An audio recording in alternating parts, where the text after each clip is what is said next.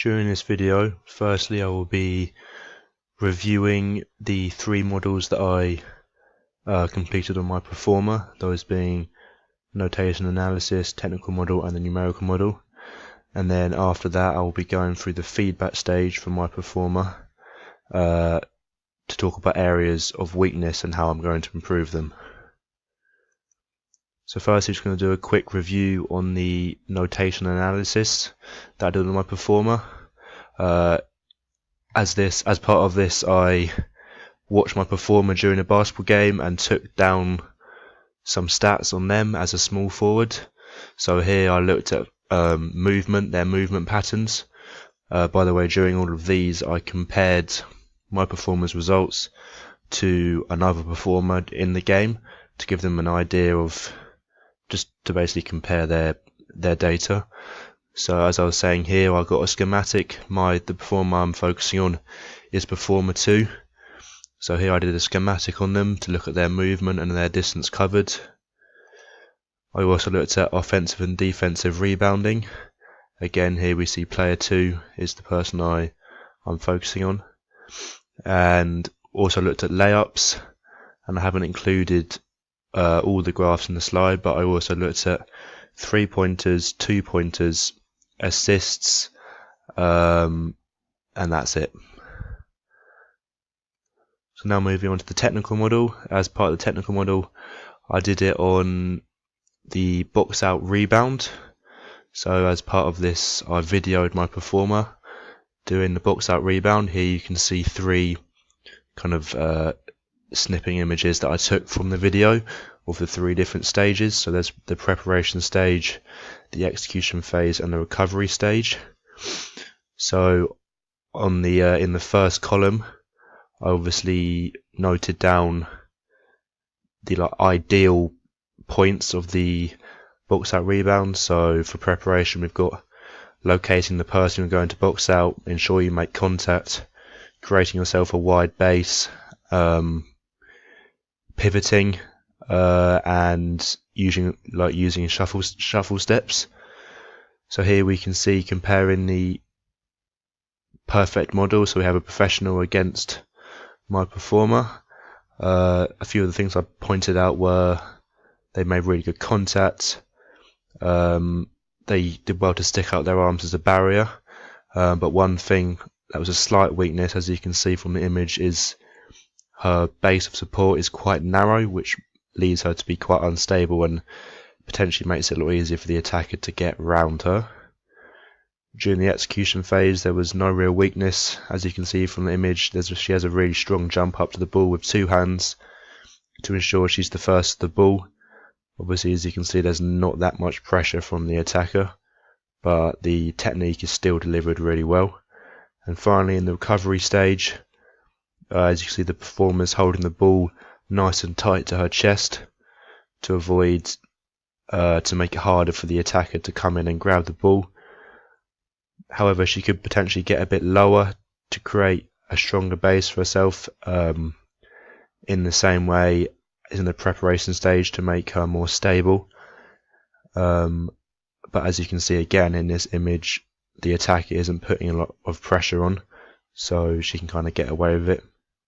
And finally, another slight weakness, being very picky though, is if she was to stick out her elbows a little bit more, it kind of creates a barrier to make it harder for the attacker to try and get in and grab the ball.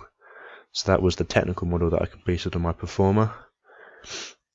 And finally we have the numerical model. So in the numerical model we got 6 Performers to do a 20-meter sprint 3 times. And obviously, as you can see from each table, we recorded their time across 5 meters. So my Performer here is Performer 3.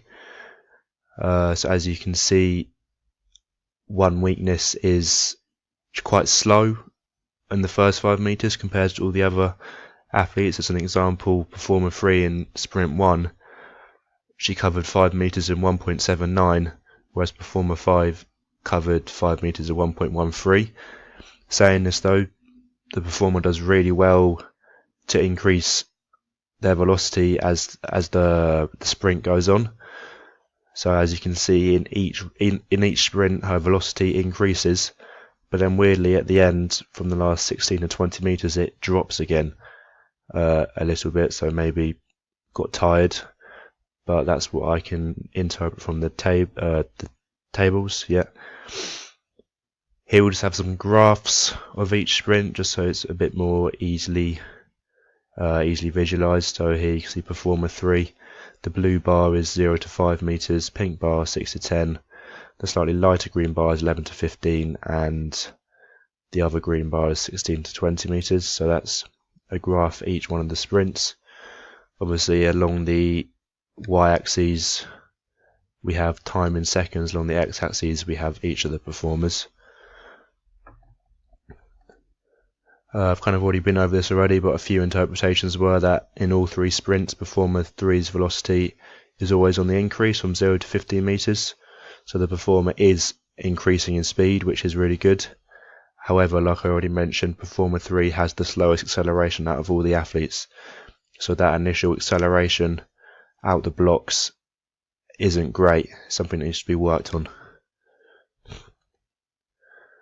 So here just kind of got a review summary of the strengths and weaknesses of the performer. So notation analysis, as a strength I recognised was layups. However, a weakness from looking back at the schematic was court coverage, but I'll go back into that in a bit more detail in a second. In the technical model, the strength was the jump up to retrieve the ball. So if you can remember from the technical model slide, the performer does really well to jump up to the ball with power with 2 hands to make sure she brings it down to her chest. However, the weakness was in the preparation stage, not having a low enough base of support. In the numerical model, her strength was velocity always being on the increase across 15 meters. However, the weakness, as I just said, was the acceleration across the first 5 meters. So now we're going to do the kind of feedback stage and how to improve each of the performer's weaknesses. So the first weakness that I have identified in the performer is their court coverage. The reason why I have chosen this as a weakness is due to what I have interpreted from the schematic that I collected in the notation analysis. I interpreted from the schematic that the performer preferred to stay in their defensive half and rarely made attacking runs. Being a small forward, the performer needs to have a consistent balance of attacking and defensive runs. From the schematic I have presented on the screen, as you can see, you can clearly visualize, it's very small margin, but you can see that the performer's movement is a lot more based in the defensive on that left hand side compared to the attacking side. Obviously, as a small forward, part of your job is making sure you're scoring points and assisting, scoring 2-3 pointers, layups. And if the performer isn't getting into that attacking half, they're not going to be able to have an influence on the game and score those points for the team or assist points. As well as the schematic, another bit of data to show lack of court coverage is from the performer only covering 1,200 meters in the game. So I don't remember if you remember on the first slide I showed the court coverage, so the performer only had 1,200 meters covered, whereas in comparison other performers in the game covered around 2,500 meters and above. So this shows the difference in intensity and how much the lack of hard work from my performer compared to other performers due to the court coverage. So the main reason and the main factor for the poor court coverage is most likely due to the performer maybe having poor cardiovascular endurance. As a basketball player, having stable cardiovascular endurance is crucial due to the constant change from offense and defense always being on the move throughout a game. Therefore, to ensure that the performer can obtain a high work rate throughout the game without fatiguing, I will improve their cardiovascular endurance through a series of exercises. One of the exercises that I will get the performer to do is shutter sprints. So what I'll get them to do is the performer will complete as many sets as possible in 20 minutes. Each set will be made up of 2 reps of the court. So as you can see here, I have a diagram. They will run to the free throw line, back to the baseline, then up to the halfway line, then back, then up to the opposite free throw line, then back, and then from the baseline all the way to the opposite baseline. So that's 1 rep. So they'll do that twice in 1 set, and then they'll try and do as many sets as possible in 20 minutes. Obviously, they'll have a 1-minute break in between each set, but the 20-minute clock will be stopped after each set's been completed. So obviously this needs to be done on a regular basis to ensure that an improvement in cardiovascular endurance is actually made. So to do this, I will get the performer to complete this 3 times a week for 2 months, and then at the end of this 2 months, I'll gather a schematic on their performer during a game, and their distance covered will be calculated. And hopefully at the end of this, we should see an improvement in court coverage based on hopefully there being an improvement in cardiovascular endurance. So a little bit more on suicide runs. Suicide runs definitely helps to improve cardiovascular endurance because it's very demanding sprint training for quite a long period of time, so it definitely works that cardiovascular endurance. It's also very specific to basketball because it's a constant change of direction up and down the court. So this in particular shutter sprint I've got set up, it's constantly moving up and down the court, which is very specific to an actual match.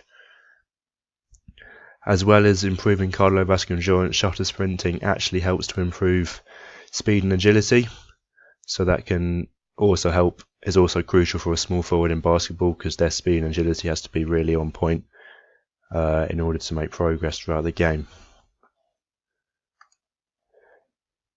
So weakness 2 I have as the narrow base of support. So the reason why this is such a big deal is it makes the performer unstable when boxing out, so that could lead to the attacker moving round and stealing the ball, or being the first one to get to the ball. Basically, it just makes the person in defense a lot more unstable. So the way of doing this, I can do some basic video evidence, and also go over and kind of embed the coaching points back in to the performer's mind. So here we see first I kind of have it in 3 different steps. So step 1, I will show the performer their box out rebound, so I'll show them some video evidence, and then obviously identify that main specific weakness, which is the narrow base of support. I will then get a video of a professional doing a box out rebound and show the performer the difference between the base of support of them and the professional, and then I will obviously compare the 2.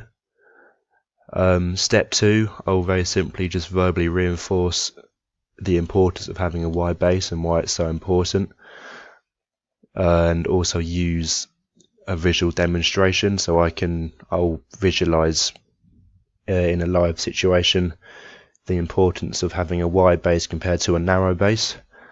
And then finally in step 3, I'll dedicate a lot of training time to practice the boxing out properly. So just do over and over again repeating drills. So we could get an attacker and a defender. Obviously the defender will be the performer, and then we'll have one other person. They'll throw the ball up against the backboard, and then we can get the performer to practice that box out rebound, especially focusing on that first preparation stage of having a nice wide base and tracking that defender with a nice wide base to ensure that they're stable. We'll do this for about half an hour in each session. This will obviously help to really embed that feeling in the performer's mind of how to get it right and how it should feel, instead of practicing it and building up a habit of having that narrow base of support.